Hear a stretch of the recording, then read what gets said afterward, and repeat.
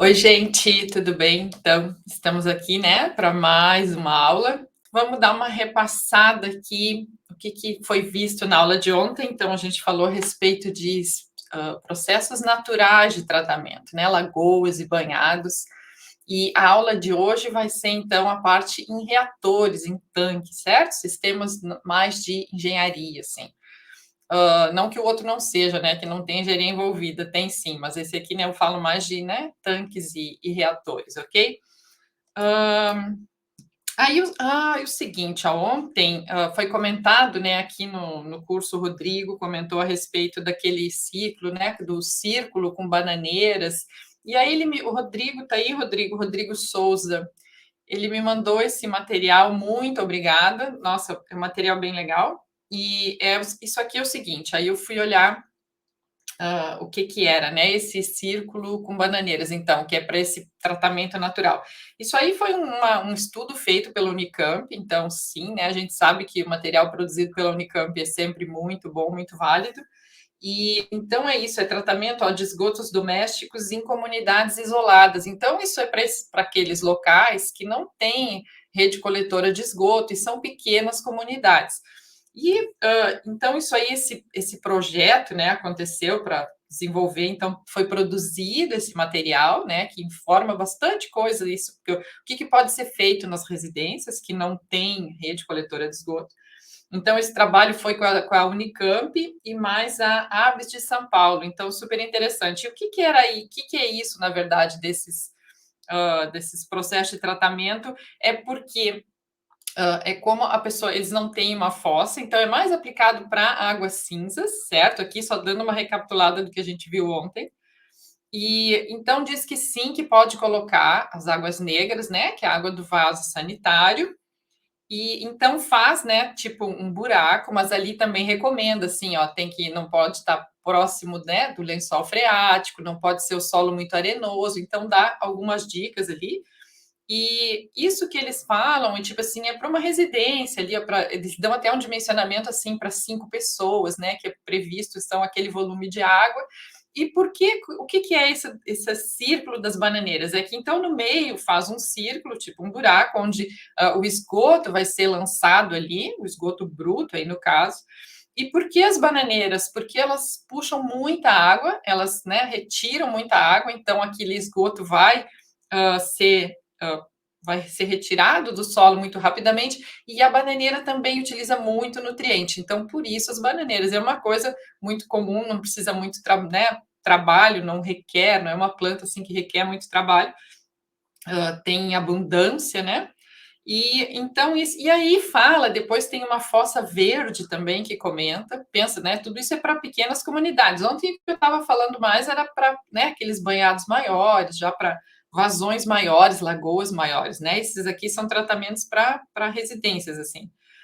E, e aí tem tinha uma fossa verde, tipo uma fossa verde, e ali comentava que, né, também era recomendado o plantio de bananeiras em função disso, dela puxar muita água.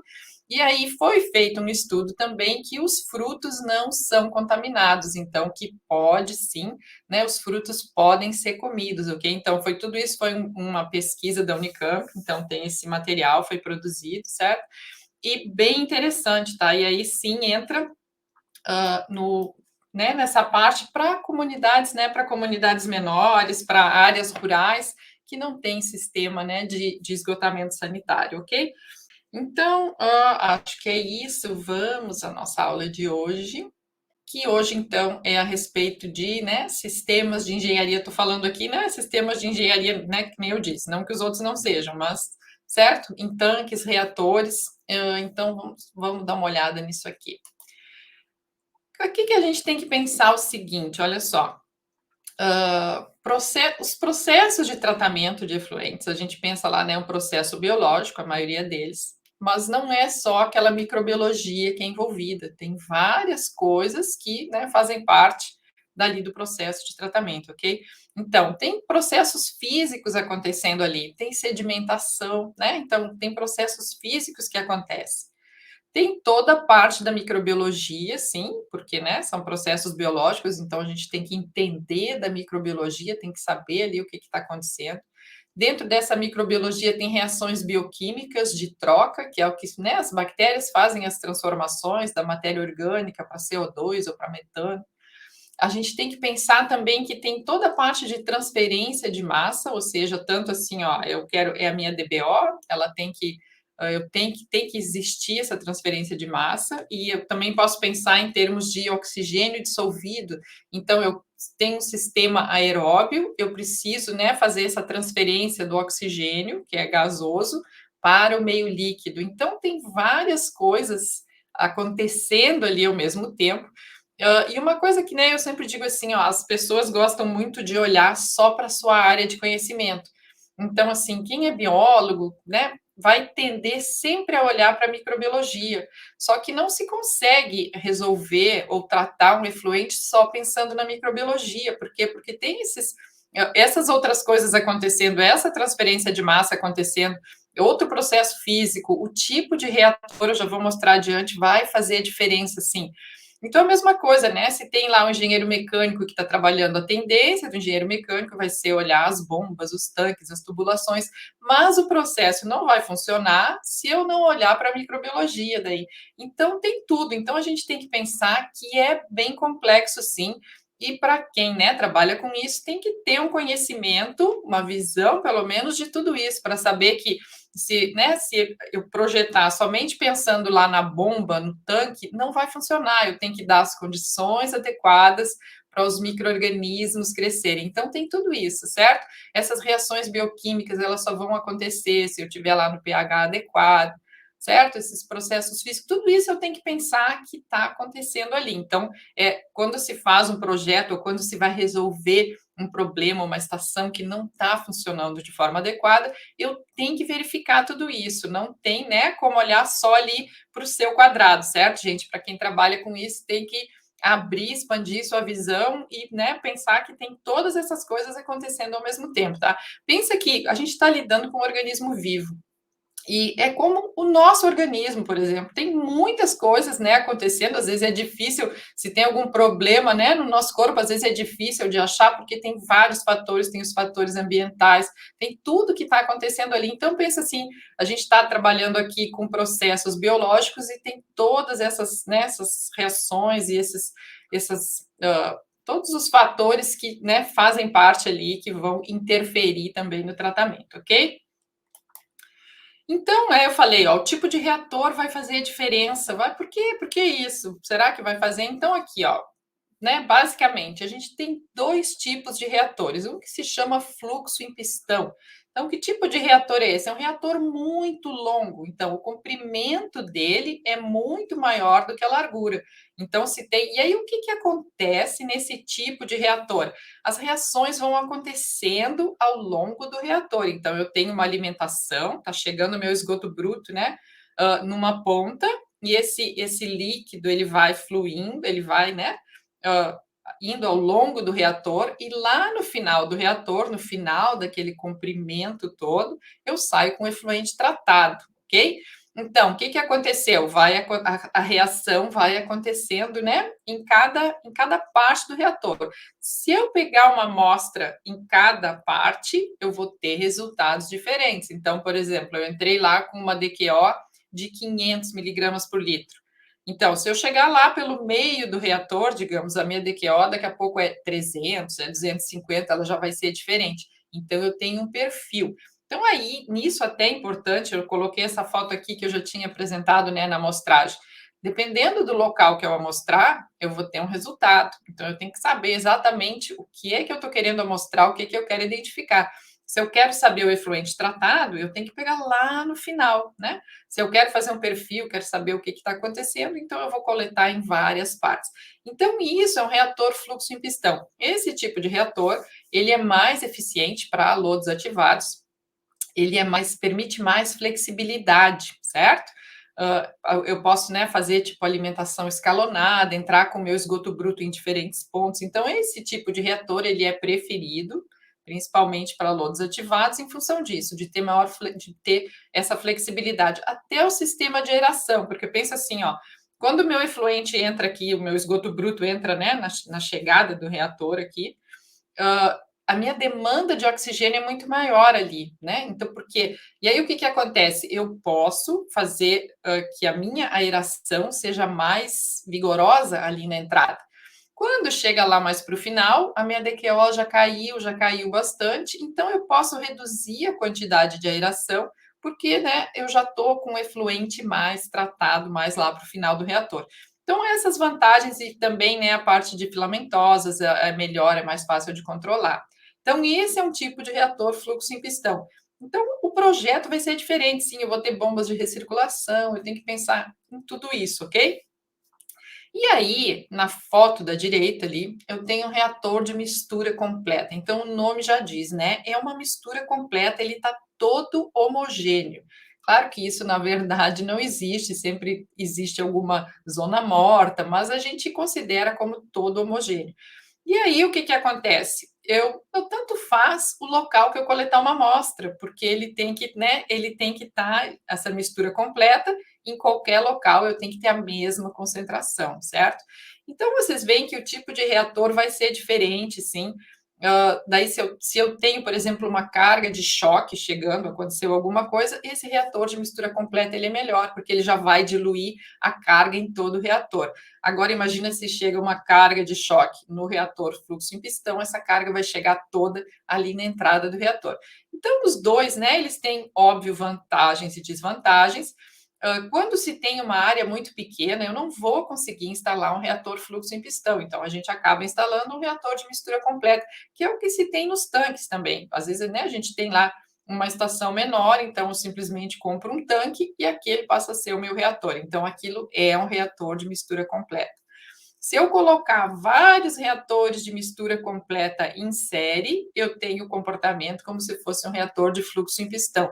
Ou seja, alimenta, a alimentação dele passa para o segundo, passa para o terceiro, passa para o quarto. Então, isso me dá, como, né, o comportamento simula um fluxo em pistão, ok? É uma forma de eu fazer isso, tá? Mas os dois, a gente utiliza os dois, sim, para com estações, né, com grandes vazões, vocês sempre vão ver reator fluxo em pistão, tá? E aí, quando tem vazões menores, aí se utiliza geralmente reator de mistura completa, ok, gente? Alguma pergunta até aqui? Deixa eu ver alguma coisa. A Glauciane aqui, ó, o que seria a área de choque? Não é área de choque, é uma carga de choque, Glauciane. Uma carga de choque seria assim, por exemplo, o meu projeto, ele foi especificado para tratar uma DQO de 500 miligramas por litro, tá? E aí, uma determinada hora, um dia, chega lá uma carga de DQO de 1.000 miligramas por litro. Então, o meu sistema, isso é um choque para o meu sistema, é uma carga orgânica muito grande. Então, isso é uma carga de choque. A mesma coisa, por exemplo, quando se remove fósforo, tá? Se eu tenho um processo lá que remove fósforo, ele é dimensionado para remover 10 miligramas por litro de fósforo. E aí, daqui a pouco, chegou no meu sistema lá 30 miligramas por litro de fósforo. Isso é uma carga de choque de fósforo, certo? Então, é uma carga muito maior do que o sistema está preparado para assimilar e para tratar. Então, isso é uma carga de choque, ok? E às vezes, eu vou falar isso mais para frente, às vezes isso pode ser prejudicial. Essa carga pode não somente ser uma DQO, pode ser uma carga tóxica, por exemplo. Então, chegou, né, algum produto que ele não é biodegradável, pode ser algum produto que seja prejudicial, então, aos micro-organismos, então isso é uma carga de choque também. E aí, nesse caso, o reator de mistura completa é muito melhor, porque ele, né, ele já dilui essa carga toda, tá? Então, né, para vocês terem uma ideia, o tipo de reator faz diferença sim. E isso vocês vão ver em lagoas também, porque vocês vão ver lagoas que, né, têm um comprimento muito maior que a largura e outras lagoas que, né, são quadradas. Então, aí seria, né, simula mais um reator de mistura completa. E essa parte, né, e eu falando também que o sistema aqui, ó, voltando aqui ao slide inicial, né, que são complexos, e a gente tem que pensar em toda a parte da hidráulica também, né? Isso aqui são as reações e, além disso, toda a parte da hidráulica, tá? A gente tem que colocar isso junto. Então, é complexo sim, ok? Então, não dá para olhar, né, quem pensa que com hidráulica só vai resolver tudo, não vai. Então, tem que pensar que tem tudo isso, ok? Quando tem um problema numa estação, tem que avaliar tudo, tem que verificar tudo, certo? Não dá para olhar só para uma área, ok? E aí o seguinte, ó, a gente tem basicamente 2 tipos de processo de tratamento.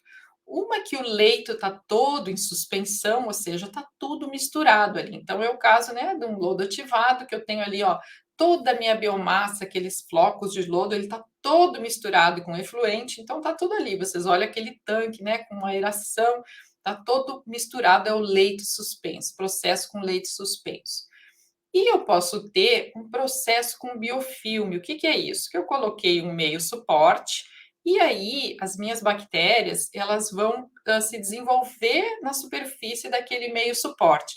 Então, qual é o objetivo do tratamento? É o mesmo, é simplesmente o tipo de processo que vai ser diferente, ok? Hã, o comentário do Pedro aqui, ó, tem que avaliar a hidráulica, a microbiologia, a química, exatamente, e ainda isso tem que avaliar todos os equipamentos, né? Tem que avaliar se tem algum defeito, tem que avaliar tudo, certo? Então, quando se realmente se tem algum problema, tem que verificar tudo, ok? É isso aí mesmo. Então, aqui, ó, um meio suporte, ok? Então, tem vários tipos de meio suporte. O que que eu quero? Eu quero fazer crescer um biofilme, que é aquela biomassa. Deixa eu voltar aqui, ó. Então, aqui, ó, vai crescer esse biofilme, isso são as bactérias que fazem o tratamento, ok? Então, eu quero que isso cresça, né? Que se desenvolva ali. Então, eu tenho vários tipos de recheio. E aí, né, que se chama de recheio, que é o meio suporte, ok? Recheio quando se coloca, né, numa torre, como era aquele exemplo ali anterior. Então, isso tipo, é um desenvolvimento de materiais que o que que se quer, na verdade? Eu quero um meio suporte que me forneça uma área superficial enorme para ter mais bactérias poderem se desenvolver ali, né, o meu biofilme, uma área superficial muito grande que não ocupe espaço dentro do meu reator, ou seja, que tem um volume de vazios, que me garanta um volume de vazio muito grande, que eu não posso, então, se eu tenho lá um reator de 1.000 litros e eu encher com o meu meio suporte, e esse meio suporte tomar, por exemplo, 50% do volume do reator, já me sobrou só 500 litros para eu, né, como volume útil. Eu não quero isso, eu quero que o meu volume útil seja grande, que esse meio suporte não me tome, né, esse volume do reator. Senão eu ficaria com tanques muito grandes, ok? Então, o desenvolvimento desse meio suporte, o desenvolvimento tecnológico, né, são isso, são peças, né, é um material muito leve, porque eu também não quero, né, aumentar o que eu preciso lá de concreto. Imagina se eu começo a trabalhar com anéis metálicos, por exemplo, então o peso disso, aí eu já começo a precisar de tanques com, nossa, com muito mais concreto, né, com muito mais resistência do que se eu tiver um anel plástico muito leve. Então, na verdade, é isso que eu quero. Eu quero uma área superficial enorme, eu quero que ele seja muito leve e que não me ocupe, né, que me garanta um volume de vazios bem grande no meu reator. Então, aí tem vários tipos, essas pesquisas, né, estão sempre tem coisa nova no mercado, e a ideia é isso, então, é crescer o biofilme. E aqui, nesse caso, eu posso ter reatores aeróbios, anaeróbios também. Então, esse processo de biofilme, ele é bem interessante. E por que que ele é interessante? Eu consigo ter uma quantidade muito grande de biomassa dentro do meu reator. Eu posso, né, aumentar consideravelmente. Então, aqui, ó, deixa eu ver aqui onde moro existe muitas plantações de bambu. Seria interessante utilizar modos cilíndricos como meio de cultura em substituição. Esses materiais, certo? Ele tem que se verificar qual é a durabilidade dele. Então, porque não pode se decompor, certo? Pensa bem, esses materiais, se eles começam a se decompor, passa a ser um problema. Então, né, não posso. E aí pode até, não só por meio suporte estar se decompondo, por também liberar materiais no meu efluente. Eu não quero que isso aconteça. Então, o ideal é que esse meio suporte seja inerte. Mas sim, se pensar, isso eu acho que é muito utilizado para biofiltro, para tratamento de odores. Daí eu acho que sim, que funciona bem, que ele não é totalmente submerso.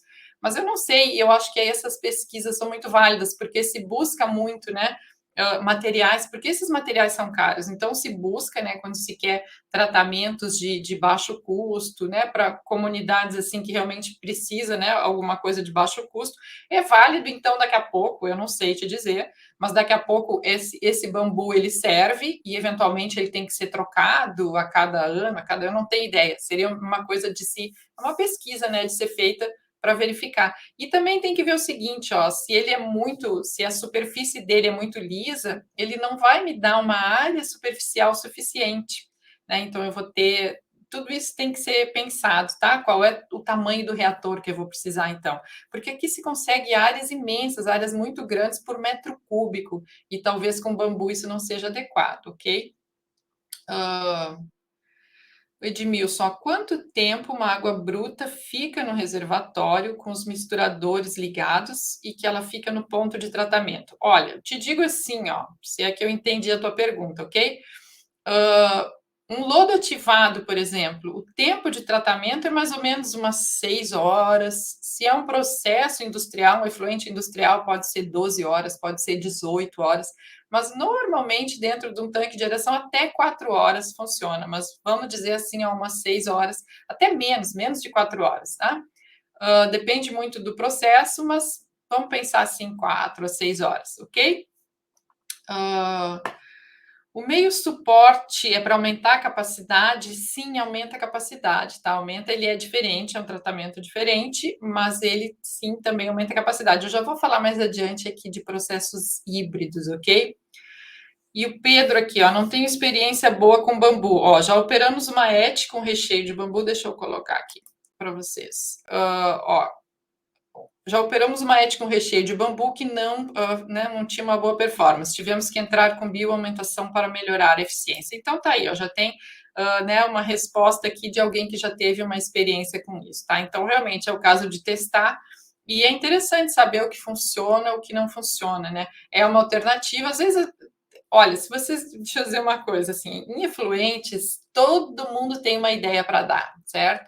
Então tem que ser testado, ok? Tem que ser testado de uma forma científica para ter certeza que vai ter uma reprodutibilidade. Então vocês querem testar isso, tem que pensar como é que vai testar, tem que fazer as análises para ver se aquilo deu certo ou não, porque olha, sempre tem uma ideia assim, né, ó, mirabolante, que isso vai funcionar, que isso, mas realmente, às vezes sim, pode ter, né, uma coisa nova que surge, mas tem que ser testado, ok, para verificar se isso vai funcionar ou não, ok? Então, olha só, aí o que que acontece? Com esse material, nesse meio suporte, a gente pode trabalhar com filtros com profundidades de até 6 metros. E aí, qual é a vantagem de se trabalhar? Olha, se a gente pensar naquele lodo ativado, eu vou ter um tanque muito grande, esse aqui eu já começo a crescer, né, verticalmente. Então, se eu tenho um espaço menor, eu já posso pensar em colocar isso. Se eu quiser, aí aqui eu posso ter né, que nem eu falei, um biofiltro anaeróbio, um biofiltro aeróbio. Então, eu posso ter até aqueles com um sistema rotatório, assim, eu posso ter com aeração natural, certo? E eu posso ter também com aeração artificial, eu posso ter sopradores colocando ar. Então, tudo isso são variações, mas são meu processo com biofilme, ok? Que é diferente, né, do processo com leite suspenso.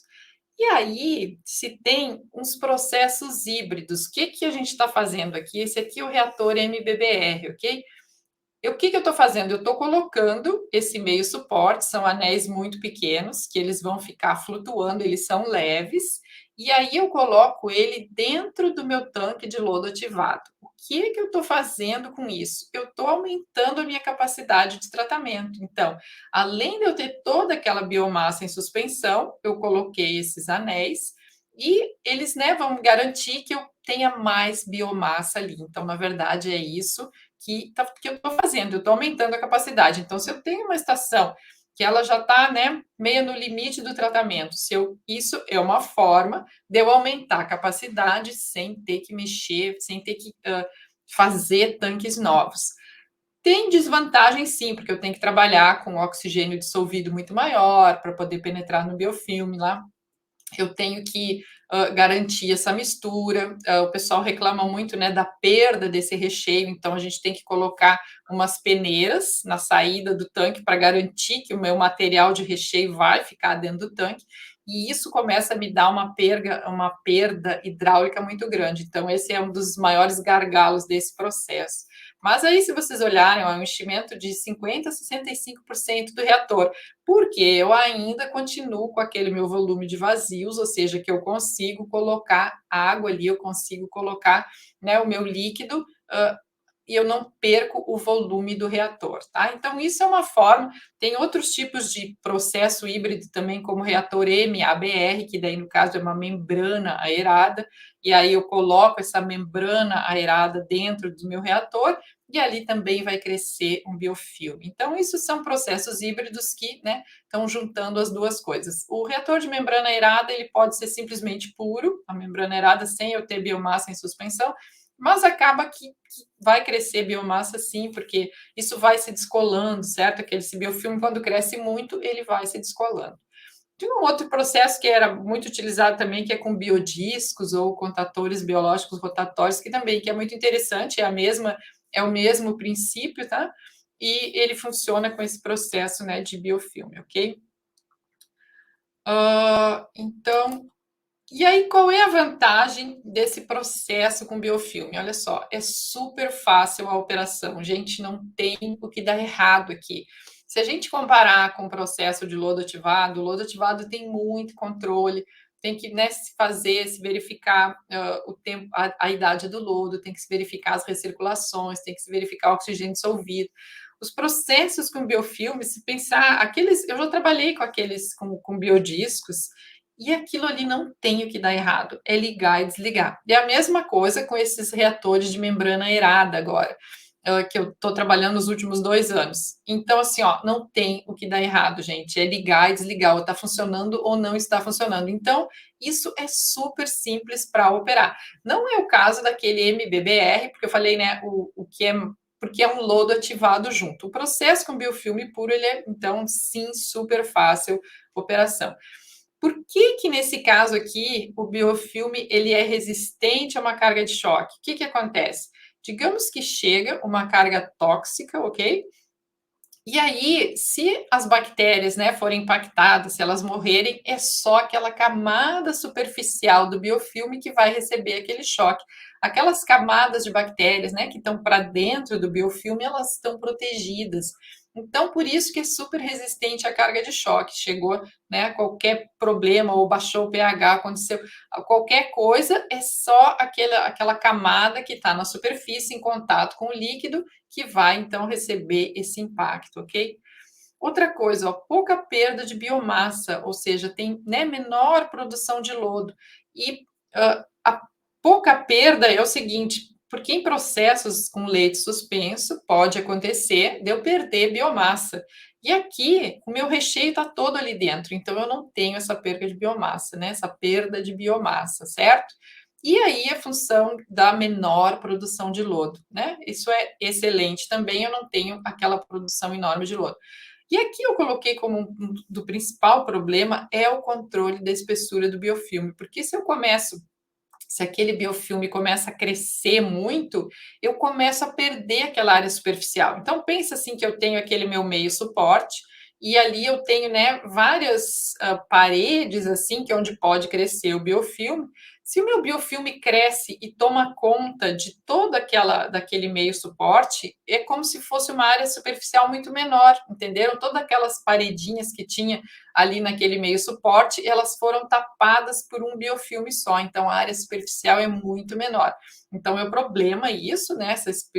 Começa a crescer muito o biofilme, então eu estou perdendo a minha área superficial. E eu tenho o quê? As bactérias continuam lá? Sim, continuam, mas aquela que está lá dentro, ela já está no meio anaeróbio, e as que estão fora é que elas vão estar, né, em contato com o oxigênio dissolvido que está no líquido. Então, realmente é um dos maiores problemas é esse controle, tanto, né, nesses reatores com membrana aerada, é um dos principais problemas também, como se faz esse controle do biofilme, eu não posso deixar que ele cresça muito. E até porque, pensa, fica muito difícil as moléculas lá, né, da minha DBO, da minha DQO, minha matéria orgânica, penetrarem num biofilme muito espesso. Então, eu tenho que manter aquele biofilme, né, mais fininho para garantir que ocorram essas trocas, que a minha matéria orgânica, o meu carbono, nitrogênio, né, fósforo, eles penetrem para fazer as células crescerem, ok?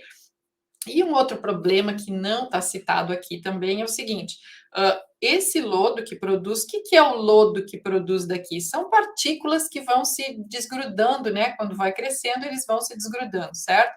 Esse lodo ele não sedimenta de forma muito adequada. Então, normalmente se utiliza um filtro depois, alguma coisa para remover essas partículas que acabam ficando em suspensão, porque ele não sedimenta. Ou então tem que utilizar um polímero, alguma coisa para fazer ele sedimentar, porque o meu efluente final, meu efluente tratado, ele tem que estar sem sólidos, né? Com uma concentração de sólidos muito pequena.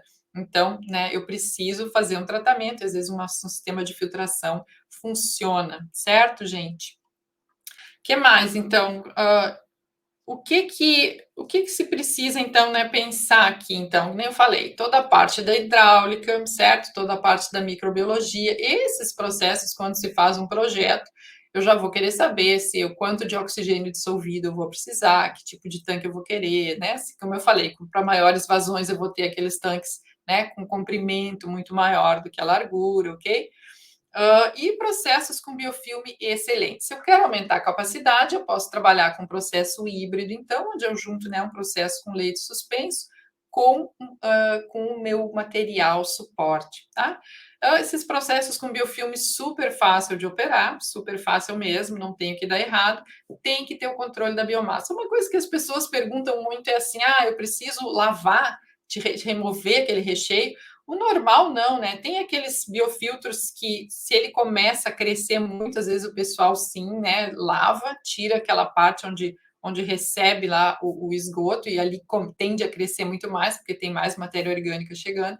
Mas não se quer, uma operação normal assim, não se precisa lavar aquele recheio para remover o excesso. O próprio excesso vai se descolando sozinho, e essa é uma forma, né, que se precisa controlar, e aí se controla com vazões, com velocidade, de colocar mais, fazer mais turbulência no tanque, fazer com que aquele excesso vá sendo removido, certo? Mas o normal seria não ter que lavar. Alguns biofiltros, sim, precisa lavar só. Alguns até troca aqueles biofiltros com pedra.